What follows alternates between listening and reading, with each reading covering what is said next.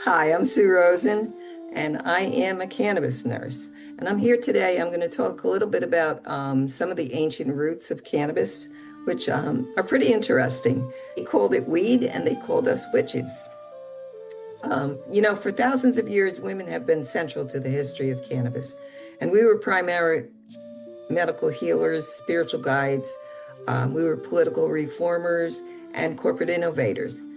And in ancient civilization, we held a vast knowledge of herbal medicine and used cannabis to help treat female-specific health issues. So this talk is going to be about women in cannabis. So let's take a look back in history. In 1550 BC, ancient Egypt had medical texts that outlined using hemp to alleviate vaginal inflammation and childbirth. Women. In the 5th century, the princess of Ukok, I think that's how you pronounce it, was discovered frozen and mummified, buried alongside a pouch of cannabis. And that's her right over there on the side. You can see that pouch of cannabis on top of the body. She was buried with her stash. Scientists determined she suffered from breast cancer and used cannabis to manage her pain. We also had goddesses, women, Sishat and Megu, who were depicted as the hemp goddesses of healing. Okay, let's jump to the 19th century now. Now, if you look over to, let's see, I guess it would be your right. That's Queen Victoria, and she was a part of the British monarch. And she used monthly prescriptions of cannabis tinctures to treat her monthly cramps. However, as prohibition took hold in the 20th century, our role was erased from history. And it may have been erased, but our advocacy never disappeared. Women, it only evolved, and we see that happening today with women's rights. Our rights have been shredded again, but that's okay. We'll get them back. Midwives have a long history of using cannabis in healing practice. As a botanical remedy in folk medicine, cannabis was used to help manage labor pains, childbirth discomfort, menstrual cramps, and in modern practice, a patient's history of cannabis use is a part of the screening process for midwives. While ancient midwifery included the plant, today's midwives caution patients against its use because of potential side effects. And I can say that here today, and I don't advise anyone else to do that. That's going to have a baby or what have you. I smoked weed when I was pregnant, and I did okay. So for the millennial traditional healers, herbalists, and midwives across the world, cannabis has been recognized as an antispasmodic and for its analgesic properties. Medical texts dating back as far as 2000 BC, midwives documented using cannabis mixed with honey, which I find that's really pretty interesting because honey has so many, benefits. It's an antibacterial properties and what have you. And that stimulated contractions and eased difficult labor. During the Middle Ages, European midwives routinely incorporated cannabis into their botanical potions to help alleviate postpartum pain and cramping. Before Prohibition, medical cannabis tinctures were highly recommended for labor pains and severe morning sickness. The early 20th century brought widespread cannabis prohibition, impacting women and marginalized communities. Reefer madness, just as Marilyn has referred to, had fueled the stigma. So there's the stigma. And it led back to stricter laws and criminalization. And we had to fight back. The women fought back. We realized that many people are educated but had no knowledge about cannabis. So they were not totally convinced about anything we had to say. So the women now, let's talk about them. So I'm going to give you some history on the women that were involved in the cannabis movement. And if you look over to the left, that's Mary Jane Radbun. In the 1970s, she was better known as Brownie Mary. She did legal barriers by sharing her cannabis brownies to AIDS patients, advocating for its medicinal value. Pioneers like Alice O'Leary Randall, who we know and love, co-founded the first legal patient advocacy group for medical cannabis. More recently, Wanda James became the first Black woman to own a dispensary in the United States, pushing the envelope for social equality in the industry. Women, it's all about the women. Allow me to mention another one of our heroes and one of my many mentors from way back, Dr. Angela Davis, who is a political activist and scholar, for those of you that don't know who she is. Dr. Davis's stand is rooted, she's more rooted on the prison abolition and getting prisoner rights. And she argues that removing cannabis convictions and dismantling the punitive drug laws that we have are essential steps towards correcting human right abuses. Because, folks, we, the women, are leading the change in cannabis. We are advocates, we are activists, and we are strong. I'm going to tell you a little bit about me. Okay. I think I started smoking weed when I was maybe about 14 years old, because I am a product of the late 60s and 70s. So it was common to do. You know, that's what we did as kids. That's how we entertained ourselves. And it was great. You know, we had a good time. And then I remember one day, one of my friends had her period and she had cramps, and she smoked a joint. And she said to me, my cramps went away. And that was like the first experience that we had with, the medicinal value of cannabis. So we all did it and it worked. It was good. Today, cannabis is recognized for its potential to help manage many conditions that cause chronic pain.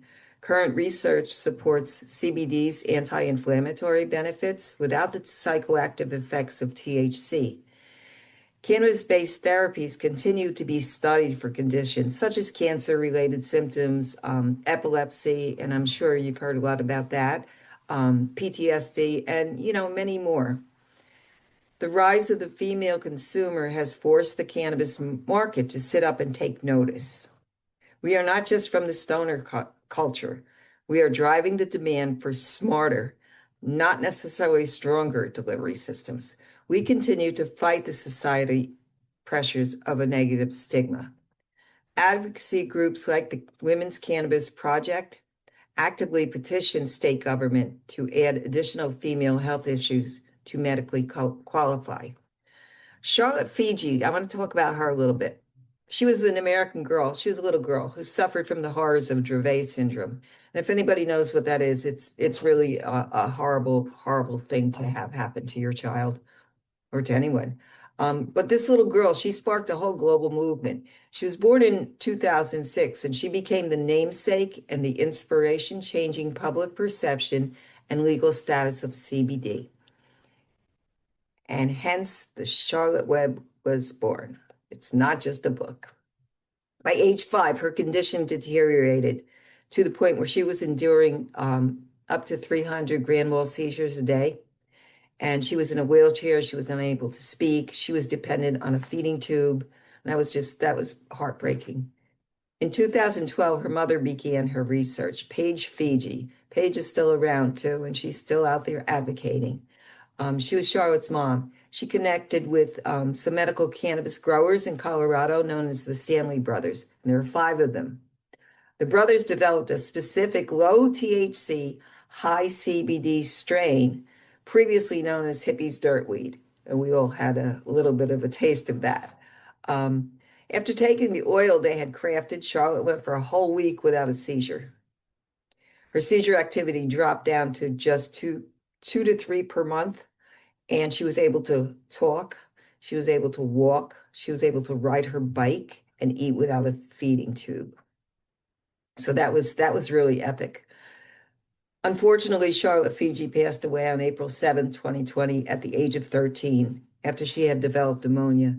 There was a lot of sickness going on in her family, and that was during COVID. And so, and she was vulnerable to disease. Although her life was short, she is fondly remembered as the spark that lit the CBD flame, and she gave hope to millions of people. And women, okay, here is our story. That's what I really want to talk about now. Women, cannabis nurses.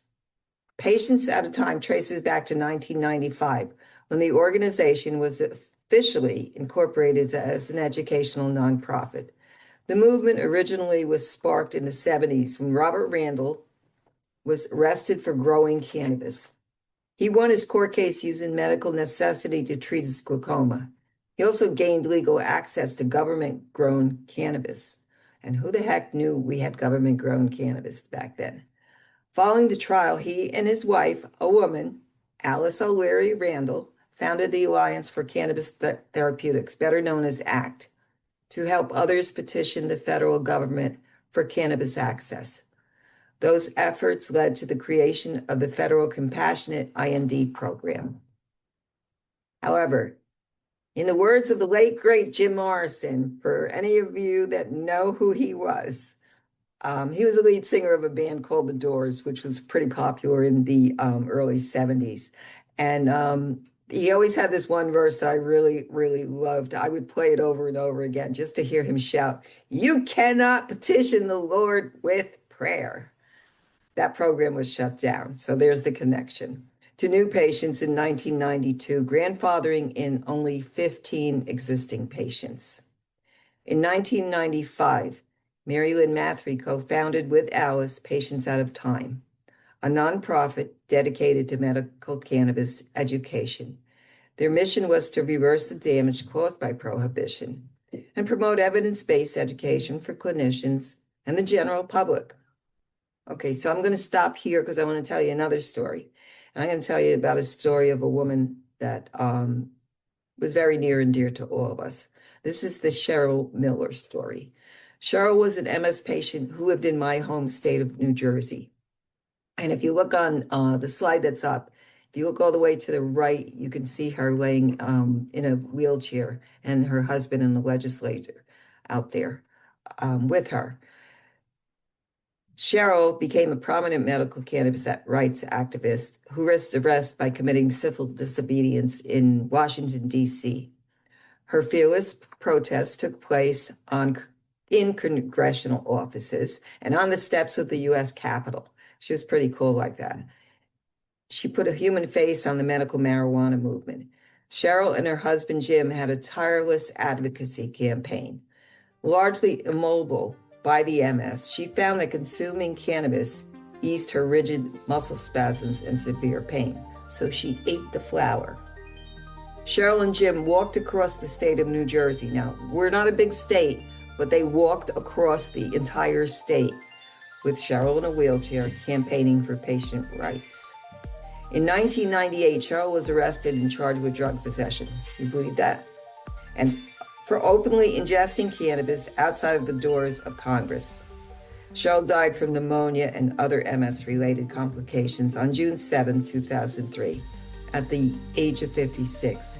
Her husband and my dear friend Jim went on to lead the Cheryl Miller Project and continues to lobby for patients' rights.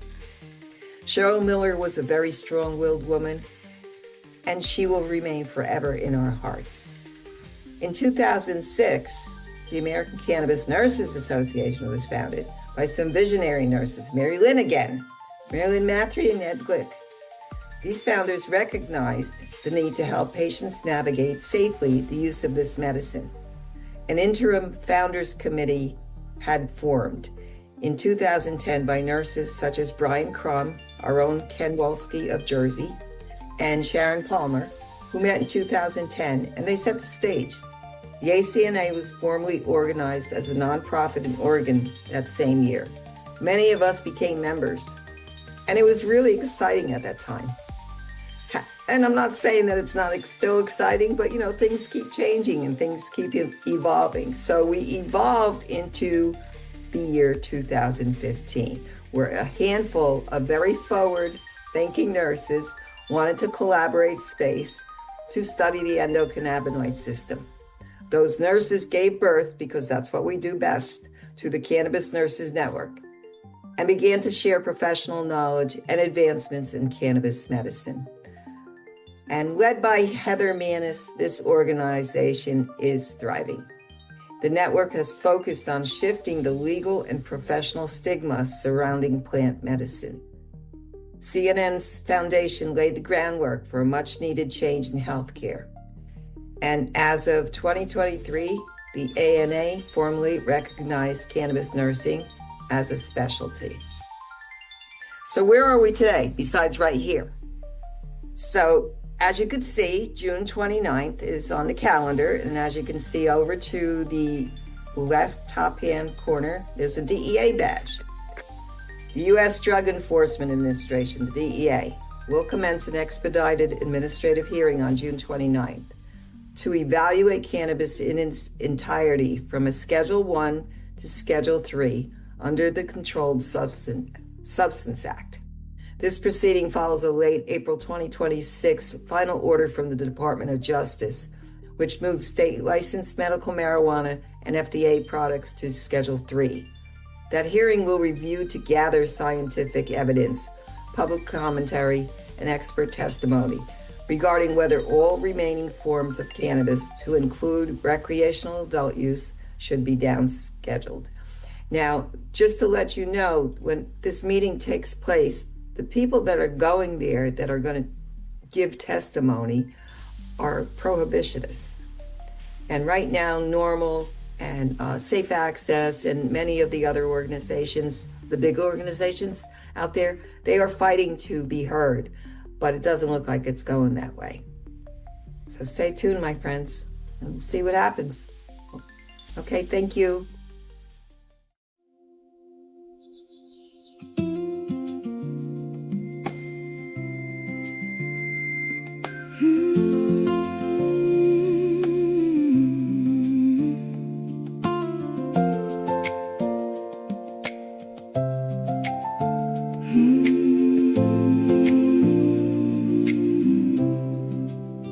They called it weed, they called us witches. Still we gathered to mend what was broken. Hands held a wisdom older than time, passing love like a sacred vine. From mother to daughter, from healer to friend, the roots grow deeper again and again. We are the daughters of women